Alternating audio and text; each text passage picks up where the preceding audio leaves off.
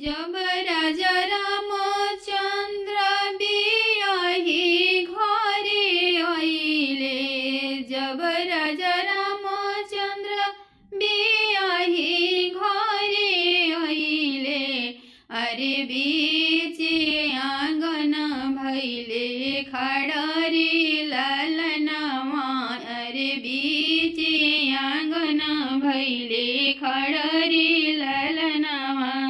घर में से निकालेली माता हो के कैया माता, घर में से निकालेली माता हो के कैया माता। स्वामी जी से अरज हमार रे ललनवा, अरे स्वामी जी से अरज हमार रे ललनवा।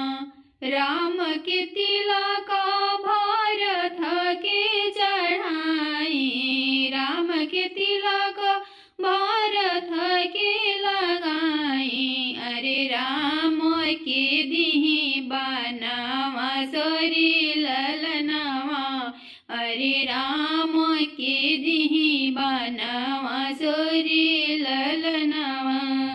अतना बचन जब सुन ले राजा दशरथ, अतना बचन जब सुन ले राजा दशरथ, नयना से ढरेला नीर रे ललनवा, अरे दोनों नैना ढरेला नीर रे ललनवा। मांगे के तो मंगलू के कई सबार मंगलू, अरे लवलू कर जावा में हाथरी ललनवा, अरे लवलू कर जावा में हाथरी ललनवा। घर में से निकालेली माता हो कोशिला माता, नयना दुखित भैली लोर रे ललनवा, अरे नयना दुखित ढरे लोर रे ललनवा। अरे कैसे राम कटिहे बनवा सरी ललनवा। अतना बचन जब सुनेले राजा रामचंद्र, अतना बचन जब सुनले राजा रामचंद्र, अरे हमहु जइबो बनवा सरी ललनवा, अरे हमहु त जइबो बनवा सरी ललनवा। अतना बचन जब सुनेली सीता रानी, अतना बचन जब सुनेली सीता सुंदर, अरे राम जी से अरज हमार रे ललनवा, अरे राम जी से अरज हमार रे ललनवा।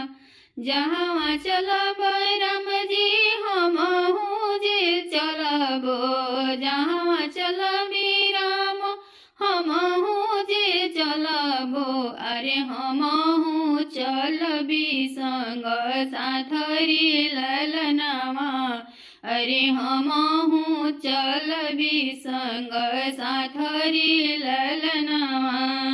मानहु सीता हो हमारो बचनिया, अरे मरी जइबू भूखिया पियास रे ललनवा, अरे आमा के संगे तू रहे ललनवा।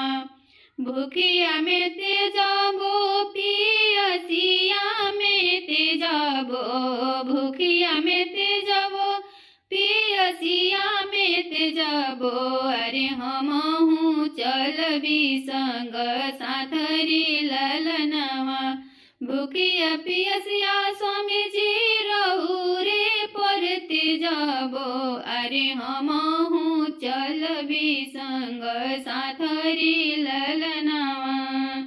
आगे आगे राम पीछे हो भैया लक्ष्मण, आगे आगे राम पीछे हो भैया लक्ष्मण, बिचावे में सीता सुंदर रे ललनावा रोवेले अयोध्या की माता कोशिला रे रोवेले अयोध्या के लोग रे ललनावा घरवा भीतर भैले रोवेले मैया बाप अरे रोवतड़े अयोध्या के लोग रे ललनावा अरे रोवेले अयोध्या के लोग रे ललनावा अरे मोरे राम गेले बनावा सरी ललनावा अरे मोरे राम गेले बनावा सरी लल